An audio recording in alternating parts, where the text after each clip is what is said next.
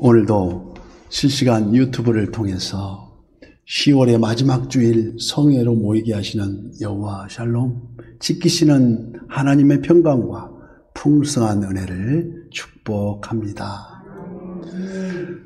시편 84는 오늘 본문 눈물 골짜기 걸어갈 때라는 제목으로 함께 은혜를 나누고자 합니다. 얼마 전 일본의 정리정돈 컨설턴트, 즉 곤도 마리에이가 저술한 인생의 빛나는 정리의 마법이라는 책이 베스트셀러가 된 적이 있습니다. 우리 인생 정리정돈 잘하고 살자는 캠페인까지 벌어졌는데요.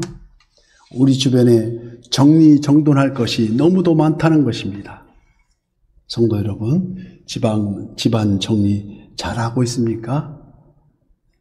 도둑이 남의 집담을 넘어와서 제일 먼저 확인하는 것이 신발장부터 본답니다. 신발장 정리정돈이 말끔하면 그 집 서랍도 깨끗하여서 가져갈 게 별로 없는데, 그 반대로 그 집 신발장이 온갖 잡동사니 찢어진 우산도 있고 부러진 무슨 대도 있고 그래서 온통 지저분하면 그 집 폐물은 다 그 도둑 거랍니다. 정말 소중한 것은 그 소중한 것을 누리기 위해서는 소중하지 않은 것은 다 버릴 필요가 있다는 것입니다. 그래서 단순히 물건을 정리하는 것뿐만 아니라 우리들 인생의 정리, 또한 우리들 삶의 태도가 어떠해야 되는지를, 혹여 우리는 너무 많은 시간과 물질 또 에너지를 엉뚱한 데에 소비하고 있지는 않은지 각자 되돌아보자는 것입니다. 또 이에 덧붙여서 이런 말을 합니다. 내가 먹는 음식이 내가 된다. 즉 평소 어떻게 먹느냐가 중요하고, 둘째, 내가 하는 생각이 결국 나를 말해준다. 그래서 내가 무슨 생각을 하고 있느냐에 따라서 내 인생도 그쪽을 향해서 가고 있다는 것입니다. 세 번째, 내가 소유하고 있는 물건이 내가 뭘 바라는지 대변해주고 있다. 그래서 잘 가려서 적절하게 먹고 정결한 마음으로 필요 없는 것은 말끔히 정리하자는 캠페인입니다. 사랑하는 성도 여러분, 이러한 교훈은 정신적으로도 우리에게 큰 도움이 됩니다. 우리가 영적으로 건강하다 말할 때 우리 안에 간직한 그 소중한 무엇이 있습니다. 우리 안에 그 소중함을 잘 지켜나갈 때 우리의 영성이 건강하다고 할 수 있다는 것입니다. 바쁘게 살아가는 현대인의 삶에서 가끔은 멈춰서라는 말씀입니다. 그리고 나와 하나님과의 관계가, 그 소중함이 관계가 소홀함이 없는지 스스로 돌아볼 필요가 있는데, 과연 나는 건강한가? 여러 가지로 말할 수 있는데 이를 표현하여 첫째 설레임, 둘째 사모함, 마지막에 갈망함. 설레임과 사모함과 갈망함, 하나님을 향한 이 세 가지가 아직도 남아있느냐는 것입니다. 신중하게 되돌아볼 때 사랑하면 보고 싶습니다. 눈을 감고 걸어도, 눈을 뜨고 걸어도 사랑하면 설레입니다. 특별히 하나님과의 관계가 그렇다는 것입니다. 자, 오늘 10월의 마지막 주일 예배에 참석하시며 어젯밤에 어떤 설레임이 있었고 어떤 사모함과 어떤 갈망으로 여러분은 이 자리에 오셨습니까? 저희 예배 너무너무 기다려져서 어젯밤 잠도 제대로 못 자고 설쳤다느니, 또 잠이 안 왔다느니, 그렇지 않으신 분만 일어나 주시기 바랍니다. 전부 설레이고 사모하고 갈망하셨군요. 이처럼 저와 여러분이 이 예배를 사모하였다면 영적으로 아주 건강하신 분이라고 할 수 있습니다. 오늘 본문 시편 84편은 하나님과 예배를 너무너무 사모하는 자의 찬양시인데, 이 시가 얼마만큼 아름다운지 보석 중에 가장 영롱한 진주 같은 시라고 별칭이 붙어 있습니다. 하나님은 이스라엘 백성을 430년간의 기나긴 애굽의 종살이에서 벗어나게 하시고 가나안 땅에 정착하게 하신 후에 출애굽기 23장 말씀에 내 모든 남자는 매년 3번씩 주 여호와께 보일지라고 말씀하십니다. 최소한 미니멈 1년에 3번씩은 성전에 올라와서 절기를 지켜야 한다는 것입니다. 어떤 절기입니까? 성전 중심인 성막 중심, 1년 365일 중에 6월절, 77절, 초막절, 이게 3대 절기인데 이때가 되면 원근 각지에서 다 흩어져 있다가도 아무리 먼 길도 수일을 걸어서 그날을 기념하고 예배 드리기 위해서 예루살렘 시온산으로 꾸역꾸역 모입니다. 그때 성전에 올라가는 노래가 바로 내가 산을 향하여 눈을 들리라. 나의 도움은 어디서 올까? 나의 도움은 천지를 지으신 여호와께서로다. 오늘 본문 84편에서 순례의 그 길을 걸으면서 이렇게 외칩니다. 1절 말씀. 만군의 여호와여 주의 장막이 어찌 그리 사랑스러운지요. 내 영혼이 여호와의 궁정을 사모하여 쇠약하며 내 마음과 육체가 살아계시는 하나님께 부르짖나이다. 여기 어떤 마음이 느껴지십니까? 시온산 주의 장막이 너무너무 사모하여 마음은 몹시 달려가고 싶은데 나는 지금 갈 수가 없어서 아니면 갈 수 있는 그날을 손꼽아 기다리며 시인은 자유로이 넘나드는 참새와 제비를 더 부러워하고 있다는 것입니다. 그래서 4절 말씀 주의 집에 사는 자들은 복이 있나니 그들이 항상 주를 찬송하리이다. 여러분 얼마나 사모하고 갈망하였으면 10절 말씀 주의 궁정에서의 한 날이 다른 곳에서의 첫날보다 나은 즉 악인의 장막에 사는 것보다 내 하나님의 성전 문지기로 있는 것이 좋사오니. 이 구절은 독립운동가 우리 김구 선생님께서 무지하게 인용하시고 묵상하시던 말씀입니다. 악인의 장막 속에 첫날보다 주의 궁정에서 단 하루만이라도 살 수만 있다면 기꺼이 그 길을 택하고 싶다고 고백합니다. 이승만 대통령하고 김구 선생의 대화 중에도 나옵니다. 이 얘기가. 여러분, 생에 대한 애착은 인간의 본성입니다. 제가 전도사 시절 갑자기 불치의 시한부 판정을 받아서 한 달밖에 살 수 없다는 같은 하구의 병실을 찾아가서 기도하고 대화를 나눠본 적이 있습니다. 그 친구 지금은 가고 없지만 당시 그에게 1년의 시간만 더 주어진다면 평소 못다한 뜻을 마무리 짓고 싶다고 저에게 말했습니다. 얼마나 안타깝던지 할 수만 있다면 제 곁에서 딱 뛰어서 주고 싶은 마음도 굴뚝 같았는데 그런데 오늘 이 시인은 딱 하루를 살더라도 하나님 전에서 살 수 있다면 그 사모함이 또 예배 드림이 갈망함으로 설레이고 있다는 것입니다.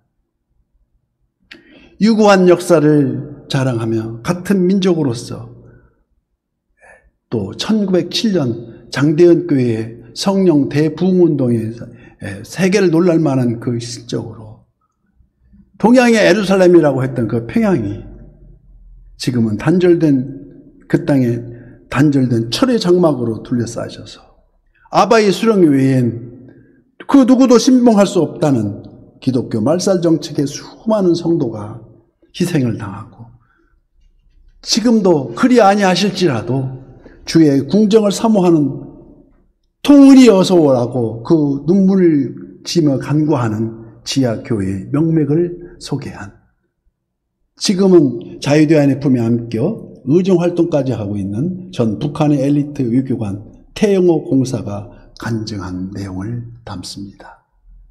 여러분, 북한에 지금 교회 건물이 있을까요? 네, 있습니다.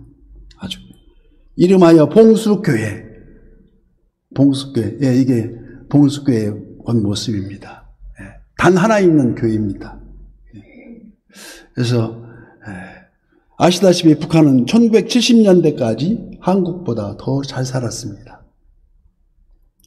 당시 북한은 인민에게 복지부터 먼저 하고 그 다음 경제정책이라는 구호 아래 무료로 교육시키고 무료로 고쳐주고 또 인민에게 무료로 식량을 공급하는 김일성이 곧 아바이 수령이었다는 것입니다. 왜냐하면 수령이 모든 걸 다 책임져 주겠다는 것입니다. 그러나 80년대에 이르러서 사정은 확 달라졌습니다. 남한이 경제적으로 더 발전하게 되고 점점 더 격차가 벌어지기 시작했습니다. 특별히 남한에 있는 교회의 목사님들이 앞장서서 통일운동을 지향했습니다. 이를 본 김일성은 남한의 교회와 목사들을 이용하기 위해서 가짜 교회를 세웠는데 그게 바로 이 봉수교회입니다. 그리고 교인들은 평양에서 가장 성분이 좋은 공산주의로 무장한 당 간부부인 200명을 교인으로 임명했습니다. 봉수교회를 한번 이렇게 띄워주세요. 저기 우리 그래서 처음엔 이들이 교회에 나오는 걸 몹시 싫어해서 이걸 주관하는 게 태용호 공사였었는데 이를 주관한 당 간부가 채용이었었는데 배가 아프다는 둥 다리가 아프다는 둥 그래서 궁여지책으로 출석부를 만들었답니다.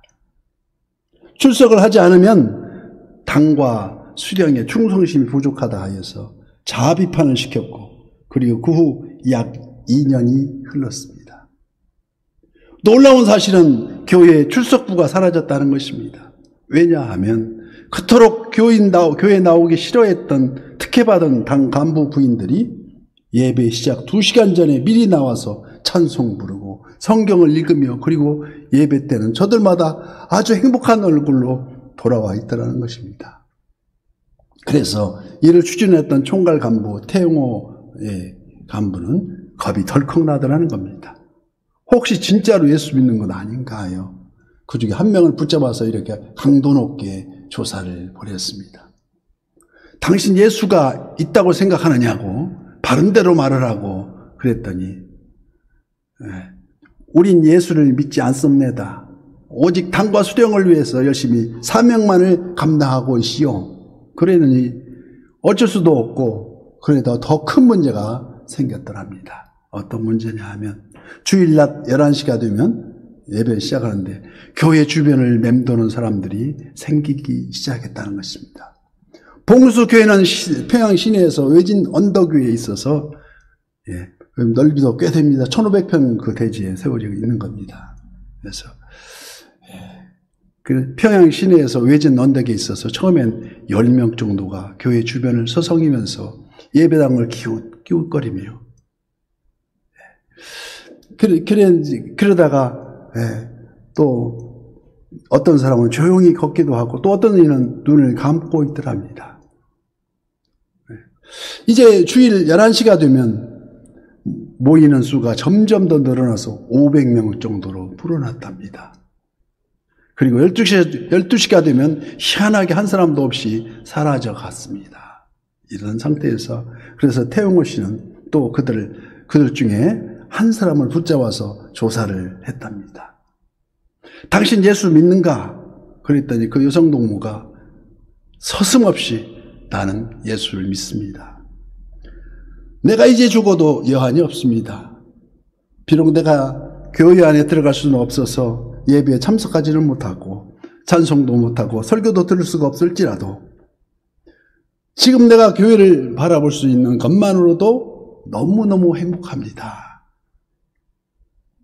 저를 죽여주십시오. 이제는 여한이 없습니다. 저는 그간 이 평양에 교회가 세워지기를 줄곧 40년 동안이나 기도해 왔습니다. 동무, 하나님이 제 기도를 들어주셨시오. 이렇게 울면서 고백한 여인은 성분 좋은 당 간부 아내가 아니었습니다. 태영호 씨는 이에 너무 충격을 받았고 결정적인 계기가 되어서 그 영국으로 건너가 자기 말에 의하면 공사 신분으로 대한민국 품으로 귀순하여서 예수님을 영접하고 지금은 곳곳에 초대받아 간증도 하고 하나님을 잘 섬기고 있다는 후문입니다. 비록 보여주기식 가짜 교회일지라도 북한의 성도들은 겉모양 하나만으로도 한없이 설레이고 한없이 사모하고 한없이 갈망하고 있더라는 것입니다. 제가 전도사 시절 영락교회 출신 나이가 많으신 권사님으로부터 직접 간증 사연을 듣게 된 컨퍼런스가 있었습니다.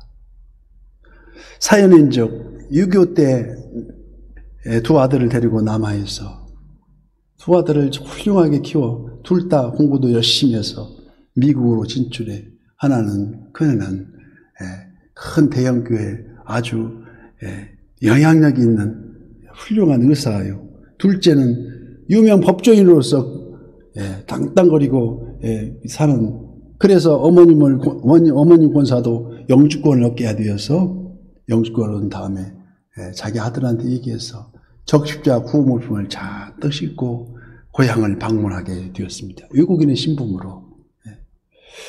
지금은 실존하는 북녘 지하교회의 실정은 그 자체가 바로 충격이었더랍니다. 어떤 모습이었느냐고요. 다 뿔뿔이 흩어져서 3, 4, 5 흩어져 있던 지하교인들이 새벽 4시가 되어서 새벽에 한 집씩 돌아가면서 안전요원의 감시를 피하여 새벽 예배를 드리는데 너덜너덜 걸레처럼 다 하여진 성경책을 그것도 서로 뜯어 나누어서 암송하고 있었습니다. 또 찬송을 부르는데 소리를 내면 들키니까 그저 입만 빵긋거리면서 내 주를 가까이 하게 하면 십자가 짐 같은 고생이냐 하면서 입으로 따석거리면서 찬양하더란 겁니다. 사랑하는 우리 성도 여러분, 얼마나 하나님의 임재가 그리웠으면, 얼마나 설레이고 사모하며 갈망했으면 그랬겠느냐 이겁니다. 오늘 시편 84편은 이 시를 기록한 시인도 지금 똑같은 심정이라는 것입니다. 하나님의 임재를 그리워하며, 오늘 본문 앞에 표제어가 붙어 있습니다. 어떤 표제어입니까? 고라 자손의 시라고 표시되어 있습니다. 고라가 어떤 인물입니까? 민수기 16장에 나오면 그 기록에 가면 수백 명의 포섭에서 모세에게 반역을 일으킨 자입니다. 하나님은 이를 괘씸히 여겨서 갑자기 땅이 입을 벌려 아주 매몰시켜버리고 재물까지 다 삼켜버렸습니다. 그러나 아들은 수월에 삼켜온 아버지를 거울 삼아서 오늘 본문 5절 말씀, 주께 힘을 얻고 그 마음에 시온의 대로가 있는 자는 복이 있나이다. 여러분, 마음속에 길이 있는데 그 길은 어떤 길입니까? 주께 힘을 얻고 그 마음에 시온의 대로, 즉 성전을 향한 하나님의 임재의 말씀입니다. 또 6절과 7절 말씀에 이렇게 기록하고 있습니다. 그들이 눈물 골짜기로 지나갈 때에 그곳에 많은 샘물이 있을 것이며 이른 비가 복을 채워주시나이다. 그들은 힘을 얻고 더 얻어 나아가 시온에서 하나님 앞에 각기 나타나리이다. 여기 눈물 골짜기, 밸리 오브 마카, 그 헬라 원어 마카는 슬픔의 눈물입니다. 마카. 지금은 고통과 탄식, 시련으로 점철된 눈물의 골짜기로 남북이 가로막힌 현실을 직시하며 우리가 우리에게 잘못한 사람을 용서하여 준 것 같이 우리 죄를 용서하여 주시고, 교회가 존재하는 존재 이유는 바로 하나님께 영광을 올려드리는 삶이 예배가 되는 것입니다.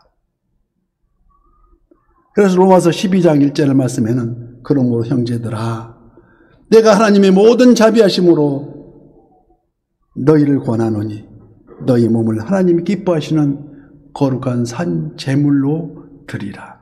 이는 너희가 드릴 영적 예배니라. 오늘도 두 손 들고 부르짖는 저와 우리 선한 이웃의 모든 지체가 되시기를 예수님 이름으로 간절히 축복합니다.